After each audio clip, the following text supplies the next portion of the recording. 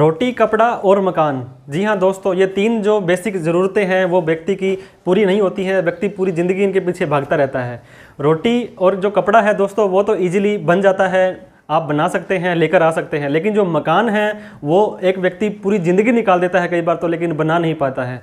तो इस वीडियो के अंदर दोस्तों हम होम लोन के बारे में बात करने वाले हैं। हम भगवान से दुआ करते हैं कि आपको किसी भी तरह का लोन ना लेना पड़े, लेकिन फिर भी आप अपना मकान बनाने के लिए, अपने सपनों का घर बनाने के लिए लोन लेते हैं। तो इनकम टैक्स के अंदर दोस्तों उसके अंदर कुछ आपको राहत देने की कोशिश की गई है। अगर आप अपना घर बनाने की कोशिश करते हैं तो उसके ऊपर जो होम लोन लेते हैं दोस्तों उसके ऊपर काफ़ी सारे बेनिफिट है वो आपको मिलते हैं इनकम टैक्स के अंदर। तो इस वीडियो के अंदर होम लोन से रिलेटेड जितने भी प्रोविजंस हैं उनको हम डिस्कस करने वाले हैं, और आपको ये सुविधा रहेगी कि हमें होम लोन लेना चाहिए नहीं लेना चाहिए। और वीडियो को स्टार्ट करने से पहले दोस्तों, अगर तक आपने हमारा चैनल सब्सक्राइब नहीं किया तो सब्सक्राइब कर लें, क्योंकि इस तरह की इंफॉर्मेटिव वीडियो हम आपके लिए लाते रहते हैं।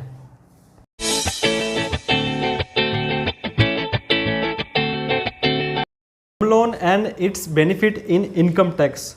तो दोस्तों सबसे पहले हम कुछ बेसिक सी बातें डिस्कस करना चाहेंगे होम लोन से रिगार्डिंग, कि जो होम लोन जो आपने लेना है या तो प्रॉपर्टी को परचेज करने के लिए लेना है या उसको कंस्ट्रक्शन करने के लिए लेना है।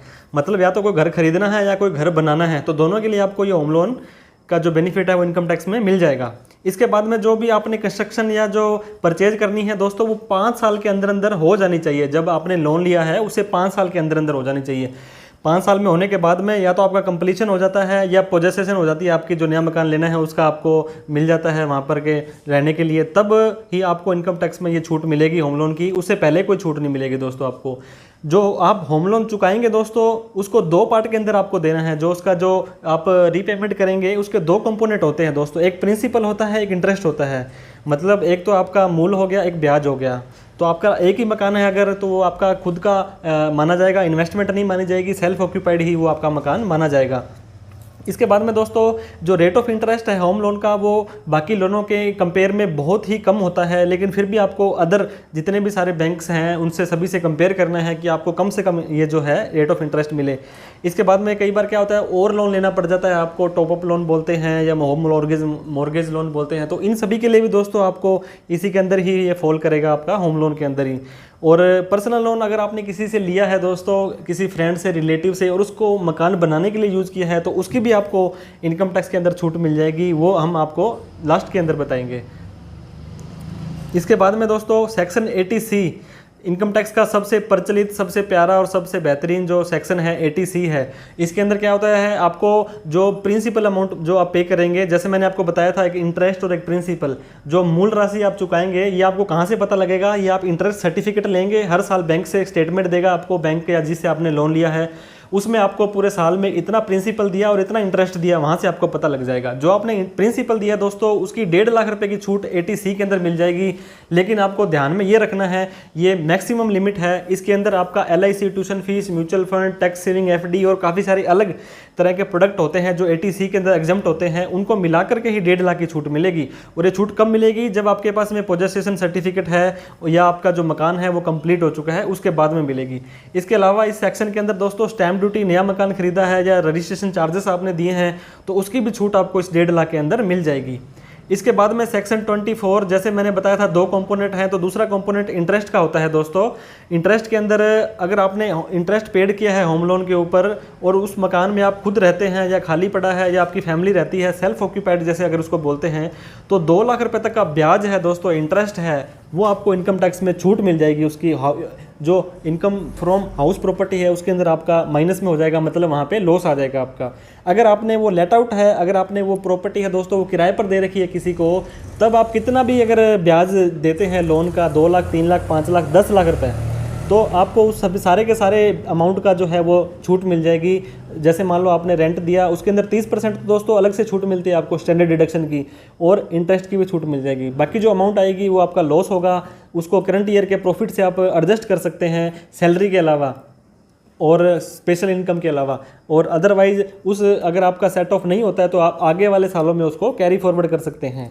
और इसके बाद में दोस्तों जैसे मान लो ये 5 साल आपने मकान बनाया और इस साल में यहाँ पे आपको छूट मिलेगी, तो इस पीरियड का जो दोस्तों इंटरेस्ट आपने चुकाया है 5 साल अगर मकान बनाया है तो इस पीरियड का भी जो इंटरेस्ट है दोस्तों यहाँ वाला, वो आपको यहाँ पे 5 पीरियड के अंदर छूट मिल जाएगी। मतलब 5 सालों के अंदर 1 2 3 4 5 टुकड़े हो जाएंगे उसके। तो अगर मान लो ड्यूरिंग कंस्ट्रक्शन, मतलब मकान बनाने लोन लेने से मकान बनने तक का जो भी लोन है उसको भी 5 किस्तों के अंदर आपको उसकी छूट मिल जाएगी। लेकिन मैक्सिमम लिमिट वही रहेगी आपकी 2 लाख रुपए, या जो आपका उसके अंदर रहता है इसके अंदर अनलिमिटेड रह जाएगा। इसके बाद में सेक्शन 80EE की बात करेंगे दोस्तों। EE ये अफोर्डेबल हाउसिंग स्कीम गवर्नमेंट ने लागू ये काफ़ी साल पहले लेकर आए थे और हर साल इसको सेक्शन को बढ़ा रहे हैं। मतलब हर व्यक्ति के पास अपना एक घर हो तो उसको प्रोत्साहन देने के लिए ये सेक्शन लेकर आए थे। ये सिर्फ इंडिविजुअल के लिए ही लागू होता है, फर्म, कंपनी, HUF के लिए लागू नहीं होता है।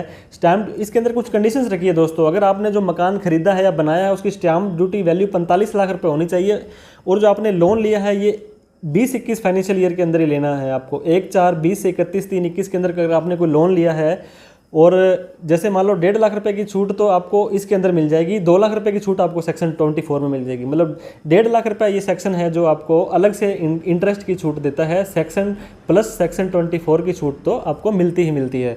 मीन्स टोटल आपको 1.5 लाख और 2 लाख 3.5 लाख रुपए का आपको जो है वो इंटरेस्ट है वो छूट मिल जाएगी। लेकिन एक कंडीशन और है दोस्तों, उसको जब उसने ये होम लोन लिया है तो उसके पास कोई और लोन नहीं होना चाहिए और मकान नहीं होना चाहिए, इसका पहला ही मकान होना चाहिए, तभी इसको 80EE के अंदर छूट मिलेगी। इसके बाद में छोटे छोटे पॉइंट और डिस्कस करना चाहेंगे दोस्तों वीडियो के अंदर आपके साथ में, कि जो हाउस लोन है, जो आपने जो मकान बनाया है या खरीदा है लोन लेकर के, जिसका आपने बेनिफिट ले लिया है, तो उस मकान को आने वाले 5 सालों में आपको बेचना नहीं है, सेल नहीं करना है। अगर आपने सेल कर दिया है तो पिछले सालों में जो भी आपने बेनिफिट लिया था 80C के अंदर, 24 के अंदर, वो आपको जिस साल बेचा था उस साल आपको इनकम मान लिया जाएगा और उसके अकॉर्डिंग आपको टैक्स देना पड़ जाएगा। अगर हम बात करते हैं EMI की, EMI दोस्तों जो आप लोन की जो रीपेमेंट करेंगे वो किस्तों के अंदर देंगे, तो आपकी जो किस्त होनी चाहिए वो आपकी इनकम का 20-25 से 30% के बीच होनी चाहिए। अदरवाइज आपका वो तालमेल है वो बिगाड़ देगी। सपोज करो आपकी 1 लाख रुपए इनकम हो रही है तो आपका 20-25-30 हज़ार रुपये तक ही आपकी किस्त हो, इस हिसाब से आपको अपना लोन है जो फाइनल करना है। इसके बाद में रेट ऑफ इंटरेस्ट, वैसे तो सभी लोनों से जो होम लोन का जो इंटरेस्ट है वो कम होता है, लेकिन फिर भी आपको सभी बैंकों से डिस्कस करना है कि कौन सा हमें कम पड़ रहा है। फ्लोटिंग चार्ज और फिक्स इंटरेस्ट, 2 तरह के इंटरेस्ट होते हैं दोस्तों। फिक्स इंटरेस्ट तो शुरू में एग्रीमेंट कर लिया उसके अकॉर्डिंग रहेगा, और फ्लोटिंग के अंदर क्या है, जैसे जैसे मार्केट के अंदर जो रेट ऑफ इंटरेस्ट आता है या गवर्नमेंट की इंस्ट्रक्शन आती है उसके अकॉर्डिंग चेंज होता रहता है। इसके बाद में दोस्तों प्रोसेसिंग चार्जेस और काफ़ी तरह के और चार्ज ये लोन लेते टाइम लगा देते हैं, तो वो भी आपको बैंक में डिस्कस करना है कि आप क्या लगा रहे हैं और दूसरा बैंक क्या लगा रहा है। और इसके बाद में उनकी फैसिलिटी भी देखनी है जिससे आप लोन ले रहे हैं। सपोज करो आप किसी अच्छे कंपनी से लोन ले रहे हैं, उसकी फैसिलिटी क्या है, आपको रीपेमेंट भरना है जो लोन वो ऑनलाइन भरना है, ऑफलाइन भरना है, कल को आपको इंटरेस्ट सर्टिफिकेट भी चाहिए होता है इनकम टैक्स में छूट लेने के लिए, वो आराम से आपको मिल जाए, तो उनका वो ट्रैक रिकॉर्ड भी आपको देखना है। इसके बाद में दोस्तों होम लोन का आपको इंश्योरेंस भी कराना है। खुदा न खास्ता जिसके नाम से होम लोन लिया है वो उसको मिस हैपनिंग हो जाती है, कुछ हो जाता है, तो उसके परिवार के ऊपर अतिरिक्त बोझ ना पड़े और सारा का सारा जो लोन लिया है वो बीमा कंपनी द्वारा ही भर दिया जाएगा। तो इसके लिए एक होम लोन इंश्योरेंस होता है वो आपको ज़रूर करवाना है। वो वैसे तो नॉर्मल कंपनियां करवा देती है, लेकिन फिर भी आपको उसमें ध्यान में रखना है। अगर आप लोन चुकाना चाहते हैं तो प्री पेमेंट, मतलब पहले सारा लोन देना चाहते हैं, तो उससे पहले आपको थोड़ी सी डिस्कस ये देखनी पड़ेगी। अगर आप 30% की कैटेगरी में आते हैं, आपका टैक्स 30% लगता है और आप एक कंसिडरेबल अमाउंट है जो उसके अंदर आप चुका रहे हैं 3-4 लाख रुपए, तो आपको सीधा सीधा उस अमाउंट का 30% है वो टैक्स बच रहा है। तो आपको वो ध्यान में देकर ही दोस्तों रीपेमेंट का जो है वो ऑप्शन चूज़ करना है। इसके बाद में ये जो वीडियो का कंक्लूजन मैं आपको बताना चाहूँगा कि सेक्शन 24 जो इंटरेस्ट का होता है दोस्तों, अगर आपने मकान सेल्फ ऑक्यूपाइड ले रखा है, आप खुद रहते हैं, तो आपको 2 लाख रुपए तक इंटरेस्ट मिल जाएगा। अगर वहीं आपने वो मकान किराए पर दे रखा है तो अनलिमिटेड आपको जितना भी इंटरेस्ट आप उस मकान को उस लोन के ऊपर देंगे वो आपको सारा का सारा छूट मिल जाएगी। इसके बाद में सेक्शन 80C, मतलब उसका जो प्रिंसिपल अमाउंट है, ये तो इंटरेस्ट के लिए था और ये आपका प्रिंसिपल के लिए है। प्रिंसिपल के अंदर 1.5 लाख रुपए की छूट मिलेगी अगर आप खुद रहते हैं या उसको किराए पर देते हैं।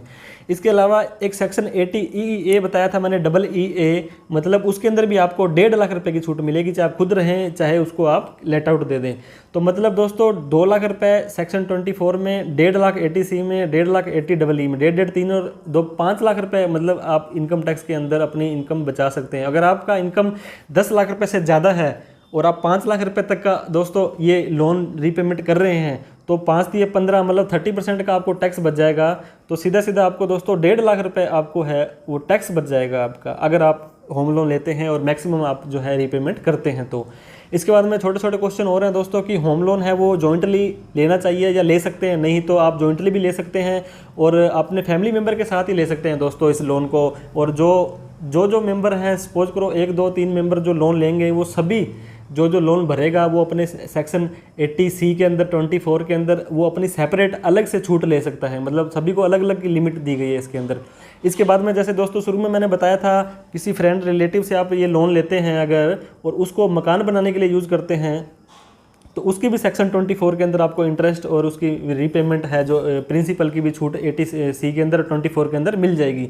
इसके अंदर आपको क्या करना है दोस्तों, एक सर्टिफिकेट लेना पड़ेगा उस दोस्त से या उस रिलेटिव से कि हमने ये जो लोन है इसको दिया था और इस व्यक्ति ने होम लोन बनाने के लिए यूज़ किया है, तो आप इसकी छूट ले सकते हैं। इसके अलावा होम लोन कौन ले सकता है दोस्तों, उसकी एज लिमिट के बारे में बताया गया है। ऐसा कोई व्यक्ति जो 18 साल से ऊपर है, क्योंकि वो एग्रीमेंट वही व्यक्ति कर सकता है, और 70 साल तक है उसे ही होम लोन मिलता है दोस्तों। इसके बाद में कितने टाइम के लिए आपको होम लोन मिल सकता है, वैसे नॉर्मली 3 साल से लेकर के 30 साल तक आपको ये लोन मिल सकता है। बाकी अलग अलग बैंकों की अलग अलग पॉलिसी होती है। इंटरेस्ट रेट फ्लैट होना चाहिए या फ्लोटिंग होना चाहिए, मतलब कैसे ये ब्याज लगाते हैं, तो ये डेली रिड्यूसिंग बैलेंस पर लगाते हैं दोस्तों। पब्लिक सेक्टर बैंक जो होते हैं, जो गवर्नमेंट के बैंक हैं, वो आपके आज की तारीख का जो शाम को क्लोजिंग बैलेंस होगा उसके ऊपर आपका लोन आपका जो है वो इंटरेस्ट लगाएंगे। सपोज करो आपने रेगुलर इंस्टॉलमेंट के अलावा कुछ अमाउंट और जमा कराया, आज आपने 1 लाख रुपए आपके पास आ गया था, वो आपने जमा करवा दिया है, तो 1 लाख रुपए घटाने के बाद में जो अमाउंट बचेगा उसके ऊपर शाम को जो बचेगा उसके ऊपर ये इंटरेस्ट लगाएंगे। इसके बाद में LTV क्या होती है दोस्तों, लोन टू वैल्यू, मतलब कितने रुपए का लोन आपको मिला है आपकी प्रॉपर्टी की वैल्यू का। जैसे मान लो आपकी जो 10 लाख रुपए की आपको प्रॉपर्टी खरीद रहे हैं और आपको 8 लाख रुपए का लोन मिला है, तो मतलब आपको 80% उसकी LTV हो जाएगी, मतलब जो प्रॉपर्टी खरीद रहे हैं उसके जितने % आपको लोन मिला वो LTV कहलाता है। इसके बाद में ITR के बारे में डिस्कस करेंगे दोस्तों। इनकम टैक्स की रिटर्न है वो होम लोन के लिए बहुत ज़रूरी होती है। 99% केस में आपसे ये मांगी जाती है। जो पब्लिक सेक्टर बैंक हैं वो तो ज़रूर मांगते हैं, क्योंकि ये आपकी रेगुलर इनकम को दर्शाता है और आप लोन भरने के लायक हैं या नहीं ये दिखाता है। तो ITR 2 या 3 साल की मांगते ही मांगते हैं मोस्ट ऑफ द केसेस में। आपको ITR अपनी ज़रूर भरनी है अगर इन फ्यूचर में होम लोन का बेनिफिट लेना चाहते हैं तो आशा करते हैं दोस्तों जो होम लोन है उससे रिलेटेड आपके जितने भी प्रोविजंस हैं, जितने भी बेनिफिट हैं इनकम टैक्स में जो आपको मिलते हैं, वो सारे आपके क्लियर हो गए होंगे और आप ये भी डिसाइड कर लीजिए कि आपको होम लोन लेना चाहिए या नहीं लेना चाहिए। और वीडियो आपको अच्छी लगी हो तो दोस्तों लाइक करना ना भूलें और चैनल को भी सब्सक्राइब कर लें, जिससे कि हमारा हौसला बढ़ता रहता है। थैंक यू सो मच दोस्तों। जय हिंद, जय भारत।